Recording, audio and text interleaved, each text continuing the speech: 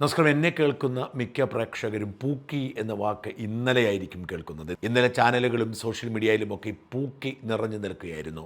പൂക്കി സതീശൻ, പൂക്കി മുഖ്യൻ എന്നൊക്കെയാണ് ഇന്നലത്തെ ട്രെൻഡ്. പൂക്കി എന്നത് ഒരു ന്യൂജൻ ഭാഷയാണ്. വാസ്തവത്തിൽ ന്യൂജൻ ഡിക്ഷണറിയിൽ നിന്നും ഔട്ട് ഓഫ് സിലബസ് ആയിക്കൊണ്ടിരിക്കുന്ന വാക്കാണ് പൂക്കി. നമ്മളിൽ പലരും ഇപ്പോൾ മാത്രമാണ് കേൾക്കുന്നതെങ്കിലും ന്യൂജൻ പോലും തലമുറകൾ മാറുകയാണ്. ജെൻസി കഴിഞ്ഞപ്പോൾ ജെൻ ആൽഫയായി. ഏതാണ്ട് 90കളുടെ ഒടുവ് മുതൽ 2010-12 വരെ ജനിച്ച ആളുകളാണ് ജെൻസി. 2010 ശേഷം ജനിച്ചവരൊക്കെ ജെൻ ആൽഫയായി. ഇവരുടെയൊക്കെ പദാവലികൾ മാറിക്കൊണ്ടിരിക്കും. സോഷ്യൽ മീഡിയ ശക്തമായതുകൊണ്ട് തന്നെ ആളുകൾ ചില പദങ്ങൾ സൃഷ്ടിക്കുകയും ആ പദങ്ങൾ ലോകമെമ്പാടും ഉപയോഗിക്കുകയും ചെയ്യുമ്പോൾ അവ ചിലപ്പോൾ ഓക്സ്ഫോർഡ് ഡിക്ഷണറിയിൽ പോലും ഇടം നേടും. അങ്ങനെ ഇടം നേടിയ പല ജെൻസി വാക്കുകളുമുണ്ട്. അതിലൊന്നാണ് ഡെലുലു. നമ്മുടെ നാട്ടിൽ ഈ അടുത്ത കാലത്തൊരു സിനിമ ഇറങ്ങിയപ്പോൾ ഈ ഡെലുലു ഏറെ ശ്രദ്ധ നേടിയിരുന്നു. സ്കിബിഡി എന്ന് പറയുന്ന മറ്റൊരു പദമുണ്ട്. ഇതൊക്കെ ഓരോ സാഹചര്യങ്ങളെക്കുറിച്ച് വിശദീകരിക്കുന്ന തരത്തിലുള്ള പദങ്ങളാണ്. ഇവയൊക്കെ ഓക്സ്ഫോർഡ് ഡിക്ഷണറിയിൽ പോലും ഇടം നേടി.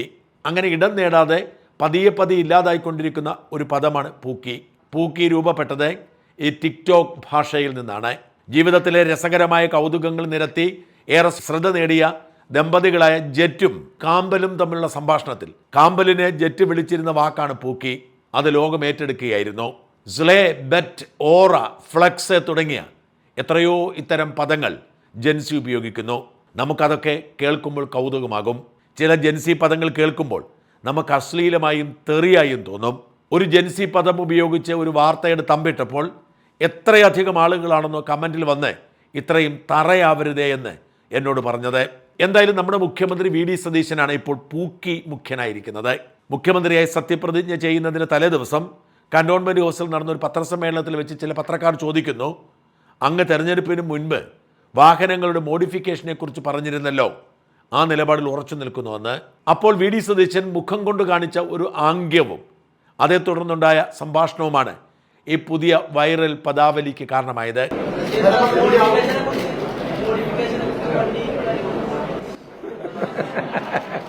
നമുക്ക് പറഞ്ഞിട്ടുണ്ടെങ്കിൽ അത് പറഞ്ഞിട്ടുണ്ടല്ലോ, അതൊക്കെ നടക്കുമല്ലോ. പറഞ്ഞതൊക്കെ നടത്താനല്ലേ നമ്മൾ വന്നിരിക്കുന്നത്, അല്ലേ? മുഖം കോട്ടി പുഞ്ചിരിച്ചുകൊണ്ട് വി ഡി സതീശൻ നടത്തിയ ഈ ഉത്തരവ് അല്ലെങ്കിൽ മറുപടി ന്യൂജൻ അങ്ങ് ഏറ്റെടുക്കുന്നു. ന്യൂജൻ വാർത്തയുടെ ലോകത്തില്ലാത്തത് കൊണ്ട് അവരറിഞ്ഞത് 1-2 ദിവസം കഴിഞ്ഞാണ്. അതാണ് ഈ 2 ദിവസത്തിന് ശേഷം ഇത് വൈറലായതും പിന്നീട് അന്ന് നേരിട്ടിത് കേട്ട പത്രക്കാർക്ക് പോലും തോന്നാത്ത വാർത്തയെ അവർ ഇന്നലെ അവതരിപ്പിച്ചതും. വാഹന മോഡിഫിക്കേഷൻ ന്യൂജൻ്റെ ഒരു വലിയ പ്രശ്നമാണ്. നമ്മുടെ രാജ്യത്തെ നിയമങ്ങൾ ഇതിനെ അനുശാസിക്കുന്നില്ല. വാഹനം എങ്ങനെയാണോ ഇറക്കുന്നത് അങ്ങനെ തന്നെ ഉപയോഗിക്കണമെന്നാണ് നിയമം കർശനമായി പാലിക്കാൻ വേണ്ടി പലപ്പോഴും വാഹനങ്ങളോട് കൗതുകമുള്ളവരെ വേദനിപ്പിക്കുന്ന, ബുദ്ധിമുട്ടിക്കുന്ന രീതികളുണ്ടാവും. നമ്പർ പ്ലേറ്റിൻ്റെ ഫോണ്ടിൻ്റെ വലിപ്പം, നിറം ഇതൊക്കെ വെച്ച് പിഴ ഈടാക്കുന്നവരാണ് ഈ മോഡിഫിക്കേഷൻ വിരുദ്ധർ. കേന്ദ്ര നിയമത്തിൻ്റെ പഴുതുകൾ വെച്ചാണ് ഇത് ഇങ്ങനെ ബുദ്ധിമുട്ടാക്കുന്നത്. കഴിഞ്ഞ സർക്കാർ ഇത്തരം കാര്യങ്ങളിലൊന്നും ഒരു വിട്ടുവീഴ്ചയും ചെയ്തില്ല. തെരഞ്ഞെടുപ്പിന് മുമ്പ് വി ഡി സതീശൻ തൻ്റെ നിലപാട് കൃത്യമായി വ്യക്തമാക്കിയിരുന്നു. അപകടകരമല്ലാത്ത രീതിയിൽ വണ്ടിയിൽ നടത്തുന്ന മോഡിഫിക്കേഷൻസ് അതൊരു തെറ്റല്ല. അപകടകരമായ രീതിയിൽ വയ്ക്കുമ്പോൾ മാത്രമാണ് അതൊരു തെറ്റാകുന്നത്. അപകടകരമായ രീതിയിൽ വെക്കാൻ സമ്മതിക്കില്ല. അല്ലാതെ നടത്തുന്ന മോഡിഫിക്കേഷൻ നടത്തട്ടെ. ചെറുപ്പക്കാർക്കൊക്കെ അത് വലിയ ആഗ്രഹങ്ങളല്ലേ, അവരത് ഭംഗിയായിട്ട് കൊണ്ടു നടക്കുന്നതല്ലേ, അത് കൊണ്ടു നടക്കട്ടെ. അതിനെന്താ തെറ്റ്? വാസ്തവത്തിൽ ന്യൂജൻ്റെ നേതാവായി വി ഡി സതീശൻ മാറിയതിൻ്റെ പ്രധാന കാരണങ്ങളിലൊന്ന് ആ പ്രഖ്യാപനമായിരുന്നു. അതിന് ഇങ്ങനെ തന്നെ മറുപടി കിട്ടിയപ്പോൾ ന്യൂജൻ വീണ്ടും ഏറ്റെടുത്തു. വി ഡി സതീശൻ പൂക്കി മുഖ്യനായി. പൂക്കി എന്ന് പറഞ്ഞാൽ സ്നേഹത്തോടെ, വാത്സല്യത്തോടെ ചേർത്ത് പിടിക്കുന്ന ഒരു പദമാണ്. കാമുകനും കാമുകിയും വിളിക്കാം, വളർത്തുമൃഗങ്ങളെ പോലും വിളിക്കാം, വളരെ വാത്സല്യമുള്ളവരെ വിളിക്കുന്ന പദം. ന്യൂജൻ ഒറ്റയടിക്കാണ് വി ഡി സതീശനെ പൂക്കിയാക്കിയത്. എങ്ങനെയൊന്ന് പുഞ്ചിരിക്കാനോ തമാശ പറയാനോ ഒരുമിച്ചൊരു സെൽഫി എടുക്കാനോ പോലും അനുവദിക്കാത്ത ഒരു മുഖ്യമന്ത്രി ഇതുവരെ ഭരിച്ചതുകൊണ്ടാവാം ന്യൂജനെ ഈ കണ്ണിറുക്ക് ഇത്രയേറെ ഹരമായി മാറിയത്. പൂക്കി എന്ന് വിളിച്ച് വി ഡി സതീശനെ കൂടെ ചേർക്കുന്നത്. ഈ പ്രഖ്യാപനം സതീശൻ നടത്തുമ്പോൾ അന്നത്തെ ഗതാഗത മന്ത്രിയായിരുന്ന കെ ബി ഗണേഷ് കുമാർ അതിനെ എതിർത്തുകൊണ്ട് രംഗത്ത് വന്നു. സംസ്ഥാന സർക്കാരിന് അധികാരമില്ല, ഇത് നിയമവിരുദ്ധമാണ് എന്നായിരുന്നു ഗണേഷ് കുമാറിൻ്റെ പ്രഖ്യാപനം. വാസ്തവത്തിൽ ഇത്രയധികം കടുംപിടുത്തം ഈ വിഷയത്തിൽ പുലർത്തേണ്ടതുണ്ടോ? വാഹന സുരക്ഷ ഉറപ്പാക്കുക, അപകടകരമായി വാഹനത്തിന് പുറത്തേക്ക് തള്ളി നിൽക്കുന്ന ഒന്നും അനുവദിക്കാതിരിക്കുക, വാഹനം ഓടിക്കുന്നവരുടെ കാഴ്ചയെ തടസ്സപ്പെടുത്തുന്നതൊന്നും അനുവദിക്കാതിരിക്കുക. വാഹനം സുരക്ഷിതമാണെങ്കിൽ അല്പസ്വല്പം മാറ്റങ്ങൾ വരുത്താൻ എന്തുകൊണ്ട് അനുവദിച്ചുകൂടാ? നമ്മൾ മാത്രം എന്തിനാണ് ഇത്ര പിടിവാശി കാണിക്കുന്നത്? സംസ്ഥാനത്തിനു പുറത്തും വിദേശ രാജ്യങ്ങളിലുമൊക്കെ വാഹന സുരക്ഷയെ ബാധിക്കാത്ത തരത്തിൽ ഇത്തരം മോഡിഫിക്കേഷൻ അനുവദിക്കുമ്പോൾ എന്തിനാണ് ഈ പിടിവാശി? വാസ്തവത്തിൽ മുഖ്യമന്ത്രി സതീശൻ ചർച്ചയാക്കിയത് നമ്മുടെ നാട്ടിലെ നിയമങ്ങളുടെ നൂലാമാലകൾ മനുഷ്യന് ബുദ്ധിമുട്ടുണ്ടാക്കുന്ന ഒരു വെള്ളാനയുടെ ചരടഴിച്ചു വിടാനുള്ള ശ്രമത്തെക്കുറിച്ചായിരുന്നു. അതിപ്പോൾ വീണ്ടും ചർച്ചയാകുമ്പോൾ വി.ഡി. സതീശന് കയ്യടി കിട്ടുന്നത് വെറുതെയല്ല. രാജ്യം മുഴുവൻ ധാരാളം യാത്ര ചെയ്യുന്ന ഒരു സഞ്ചാരിയായ മനോജ് രവീന്ദ്രൻ നിരക്ഷരൻ എഴുതിയിരിക്കുന്ന വിശദമായ കുറിപ്പ് ഇതിൻ്റെ എല്ലാ വശങ്ങളും വ്യക്തമാക്കുന്നതാണ്. ദയവായി കേൾക്കുക. ഇന്നലെ മാധ്യമങ്ങളിലും നവമാധ്യമങ്ങളിലും നിറഞ്ഞു നിന്നത് മുഖ്യമന്ത്രി വി.ഡി. സതീശൻ്റെ ചുണ്ട് കടിച്ചുള്ള ചിരിയായിരുന്നു. ചിരിക്കുകയും തോളിൽ കൈയിടുകയും കെട്ടിപ്പിടിക്കുകയും ചെയ്യുന്ന ഒരു മുഖ്യമന്ത്രിയെ കിട്ടിയതുള്ള സന്തോഷം നല്ലൊരു വിഭാഗം ജനങ്ങളെപ്പോലെ എനിക്കുമുണ്ട്. ഇനി വിഷയത്തിലേക്ക് കിടക്കാം. വാഹനങ്ങളിൽ അപകടകരമല്ലാത്ത രീതിയിൽ മാറ്റങ്ങൾ വരുത്താൻ അനുവദിക്കുമെന്ന് ഇലക്ഷന് മുമ്പ് തന്നെ ശ്രീ വി.ഡി. സതീശൻ പറഞ്ഞിരുന്നു. അത് ഒരുപാട് ചെറുപ്പക്കാരുടെ വോട്ടുകൾ കിട്ടാൻ സഹായിച്ചിട്ടുണ്ടാകാം. വണ്ടിഭ്രാന്തന്മാരായ ചെറുപ്പക്കാർ അവരുടെ വാഹനങ്ങളിൽ മാറ്റങ്ങൾ വരുത്തുന്നത് ചില്ലറയൊന്നുമല്ല. പക്ഷേ അത്തരം മാറ്റങ്ങൾ മോട്ടോർ വെഹിക്കിൾ ഡിപ്പാർട്ട്മെൻറ്റ് കണ്ടാൽ ഫൈൻ അടിക്കാനും തുടർ നടപടികൾക്കും വകുപ്പുള്ളതാണ്. വാഹനങ്ങളിലെ അപകടകരമല്ലാത്ത മാറ്റങ്ങൾ അനുവദിക്കും എന്നാണ് മുഖ്യമന്ത്രി വി.ഡി. സതീശൻ പറഞ്ഞിരുന്നത്. പഴയ ഗതാഗത വകുപ്പ് മന്ത്രി ഗണേശൻ അപ്പോൾ തന്നെ പ്രസ്താവനയ്ക്കെതിരെ വന്നിരുന്നു.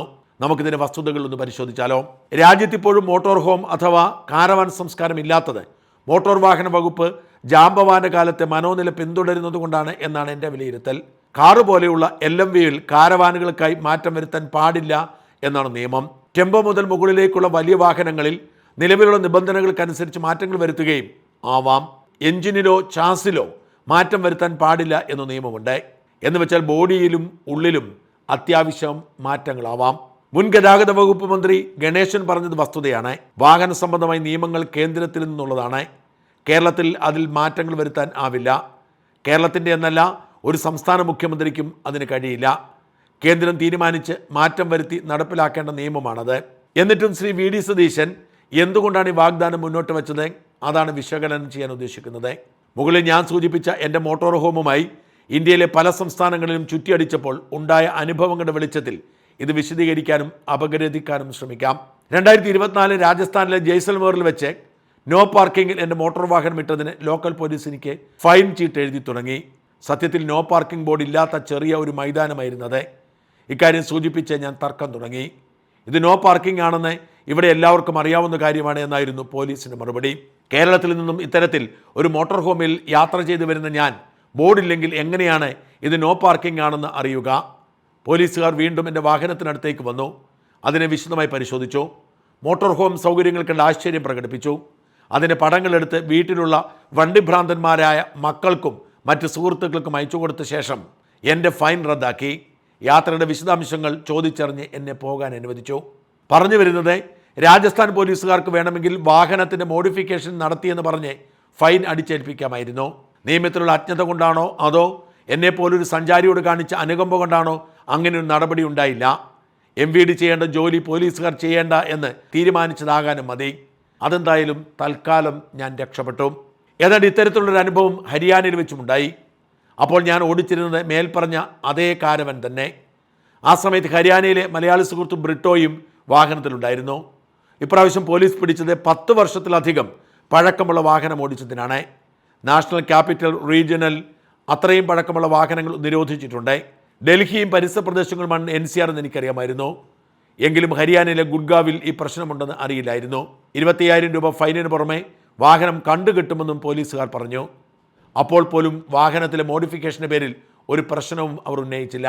രാജസ്ഥാൻ പോലീസിനെ പറ്റിയുള്ള മേൽപ്പറഞ്ഞ എൻ്റെ നിഗമനങ്ങൾ പോലെ തന്നെ ആയിരിക്കാം ഹരിയാന പോലീസിൻ്റെ കാര്യത്തിലും ഉണ്ടായത്.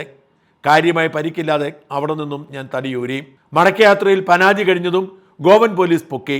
അമിത വേഗമായിരുന്നു കാരണം പറഞ്ഞത്. പക്ഷെ അവരുടെ ക്യാമറ വിശദമായി പരിശോധിച്ചപ്പോൾ അമിത വേഗത്തിൽ കടന്നുപോയത് മറ്റൊരു കാറുകാരനായിരുന്നു. ഞാൻ വേഗപരിധി തെറ്റിച്ചിട്ടില്ലായിരുന്നു. പക്ഷെ അതിനിടയ്ക്ക് പോലീസുകാരൻ എൻ്റെ വാഹനത്തിനുള്ളിലെ മാറ്റങ്ങൾ ശ്രദ്ധിച്ചു. ഇതെല്ലാം നിയമവിരുദ്ധമാണ്, ഇതിന് വേറെ ഫൈനുണ്ട് എന്നായി പോലീസുകാരൻ. സഞ്ചാരിയാണ്, നിരക്ഷരനാണ്, ഒരു ഗതിയും പരഗതിയും ഇല്ലാത്തവനാണ് എന്നൊക്കെ ഞാൻ പ്രാരാബ്ദങ്ങളുടെ ഭാണ്ഡം തുറന്നു. സത്യത്തിൽ ഗോവൻ പോലീസിന് ഫൈൻ അടിക്കാമായിരുന്നു, അങ്ങേർക്ക് നിയമം അറിയാമെന്ന് വ്യക്തം. പക്ഷേ ഇതെല്ലാം MVDയുടെ ജോലിയാണ്. മാത്രമല്ല താങ്കളുടെ യാത്ര അലോസരപ്പെടുത്താൻ ഞാൻ ആഗ്രഹിക്കുന്നില്ല എന്ന് പറഞ്ഞ് പോലീസുകാരൻ ദയ കാണിച്ചു. നന്ദി പറഞ്ഞ് ഞാൻ സ്കൂട്ടായി. ഈ അനുഭവങ്ങളിൽ നിന്ന് ഞാൻ മനസ്സിലാക്കുന്നത് നിയമം കേന്ദ്രത്തിൻ്റെതാണെങ്കിലും അത് നടപ്പിലാക്കേണ്ടത് അതാത് സംസ്ഥാനങ്ങളാണ്. ഏതു തരത്തിലുള്ള മോഡിഫിക്കേഷനുകൾ വരെ അനുവദിക്കാം അല്ലെങ്കിൽ കണ്ണടയ്ക്കാം എന്ന വിവേചനാധികാരം അല്ലെങ്കിൽ ഔദാര്യം സംസ്ഥാന സർക്കാരിനുണ്ട്. അതുതന്നെയാകും തൻ്റെ പ്രസ്താവനയിലൂടെ ശ്രീ വി.ഡി. സതീശൻ ഉദ്ദേശിച്ചതും. അപകടകരമായ മാറ്റങ്ങൾ വരുത്തിയിട്ടുള്ള വാഹനങ്ങൾ പിടികൂടാം. അതായത് പുറത്തേക്ക് ചാടി നിൽക്കുന്ന ടയറുകളോ വാഹനഭാഗങ്ങളോ ഉള്ള വാഹനങ്ങൾ, ചാസികളും എഞ്ചിനിലും മാറ്റം വരുത്തിയിട്ടുള്ള വാഹനങ്ങൾ, കാതടപ്പിക്കുന്ന ശബ്ദമുള്ള എക്സ്ട്രാ ഫോണുകൾ പിടിപ്പിക്കുന്ന വാഹനങ്ങൾ, സൈലൻസറിൽ മാറ്റം വരുത്തി വായുമലിനീകരണം ഉണ്ടാക്കുന്ന വാഹനങ്ങൾ, മോഡിഫിക്കേഷൻ കാരണം റോഡിലുള്ള മറ്റ് വാഹനങ്ങൾക്കോ കാൽനടക്കാർക്കോ അപകടമുണ്ടാക്കാൻ പോകുന്ന തരത്തിലുള്ള വാഹനങ്ങൾ എന്നിങ്ങനെയുള്ള വാഹനങ്ങൾ നിരത്തിൽ അനുവദിച്ചെന്ന് വരില്ല. അല്ലാതെയുള്ള വാഹനങ്ങൾ ഒഴിവാക്കിയെന്ന് വരാം. ഇത്തരത്തിൽ സർക്കാർ തീരുമാനിച്ച് കണ്ണടയ്ക്കേണ്ട വാഹനങ്ങൾ ഒഴിവാക്കി വിടാൻ MVDക്ക് നിർദ്ദേശം നൽകിയാൽ മുഖ്യമന്ത്രി കണ്ണിറുക്കി കാണിച്ച ആ വാഗ്ദാനം സുഖസുന്ദരമായി നടപ്പിലാക്കാനാവും. കേന്ദ്രത്തിൽ നിന്ന് ആരും വന്ന് ചോദ്യം ചെയ്യാൻ പോകുന്നില്ല. അഥവാ അങ്ങനെ ഒരു ചോദ്യം ചെയ്യലുണ്ടായാൽ കേരളത്തിന് പുറത്തുള്ള സംസ്ഥാനങ്ങളിലെ നല്ലൊരു ശതമാനം വാഹനങ്ങൾ നിരത്തിലിറക്കാൻ പറ്റില്ല. മറ്റ് സംസ്ഥാനങ്ങൾ മോഡിഫിക്കേഷൻ അയ്യരുകളിയാണ്. വാളയാറിന് പുറത്തേക്ക് വാഹനങ്ങൾ ഓടിച്ചിട്ടുള്ളവർക്ക് ഇത് കൃത്യമായി ബോധ്യമുള്ള കാര്യമായിരിക്കും എന്ന് എനിക്ക് ഉറപ്പുണ്ട്. ചെറുപ്പക്കാർക്ക് മുഖ്യമന്ത്രി നൽകിയ വാഗ്ദാനം ഇത്തരത്തിൽ നടപ്പിലാക്കാൻ പോകുന്നത് എന്നാണ് ഞാൻ ഊഹിക്കുന്നത്. ഷഷ്ടിപൂർത്തിയുടെ വക്കത്തെത്തി നിൽക്കുന്ന എനിക്കും മുഖ്യമന്ത്രിയുടെ ഈ വാഗ്ദാനം ഏറെ ആശ്വാസം നൽകുന്നുണ്ട്. കാരണം ഹരിയാന പോലീസ് പിടികൂടിയ വാഹനം മൈസൂരിൽ കൊണ്ടുവന്ന് ഞാൻ സ്ക്രാപ്പ് ചെയ്ത് കളഞ്ഞെങ്കിലും അതിനുശേഷം വാങ്ങിയ വാഹനത്തിൻ്റെ ഉള്ളിലും കിടക്കാനും പാചകം ചെയ്യാനുള്ള സൗകര്യങ്ങൾ ഒരുക്കി തന്നെയാണ് ഞാൻ യാത്ര തുടർന്നത്. ഇനി അങ്ങോട്ടുള്ള 2-3 വർഷങ്ങളിലും ഇതുപോലുള്ള മാറ്റങ്ങൾ വാഹനത്തിന് വരുത്തിയാൽ മാത്രമേ എൻ്റെ യാത്രകൾ തുടരാനാവൂ. ആയതിനാൽ ഇന്നലെ മുഖ്യമന്ത്രി കണ്ണിറുക്കി കാണിച്ചത് എൻ്റെ കൂടെ പ്രതീക്ഷകൾക്ക് നേരെയാണ് എന്നുള്ളതിൽ സംശയമില്ല. എത്തരത്തിലുള്ള മാറ്റങ്ങൾ വരെ അനുവദിക്കും, അപകടകരമായ ഏതെല്ലാം മാറ്റങ്ങൾ അനുവദിക്കില്ല എന്ന് കൃത്യമായ നിബന്ധനകളോടെ മോട്ടോർ വാഹന വകുപ്പിലേക്ക് മുഖ്യമന്ത്രിയുടെ നിർദ്ദേശമുണ്ടാകും എന്ന് പ്രതീക്ഷയോടെ ഞാനും കാത്തിരിക്കുന്നു. കൊച്ചിയിലെ ജെയിൻ ഡീംഡ് യൂണിവേഴ്സിറ്റി ഡയറക്ടറായ ടോം ജോസഫാണ് വാസ്തവത്തിൽ ഈ പൂക്കി ട്രെൻഡിന് തുടക്കമിട്ടത്. ടോം മുഖ്യമന്ത്രി വി.ഡി. സതീശനെ കാണാൻ ചെല്ലുകയും ആ കാണുന്ന ദൃശ്യങ്ങളെടുത്ത് പകർത്തി തൻ്റെ ഇൻസ്റ്റയിൽ പൂക്കി CM-നൊപ്പം എന്ന് പറഞ്ഞിടുകയും ചെയ്തതോടെ ആയിരക്കണക്കിന് ആളുകളിലേക്ക് ഇതെത്തി. നിരവധി ആളുകൾ അവരുടെ താല്പര്യത്തിനനുസരിച്ച് പൂക്കികൾ ഉണ്ടാക്കി.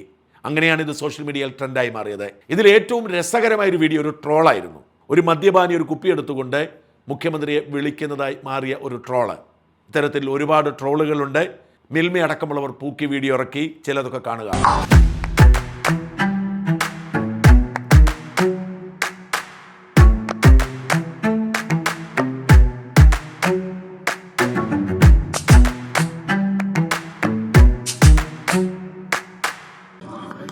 ചായ കുടിക്കാൻ പോയത്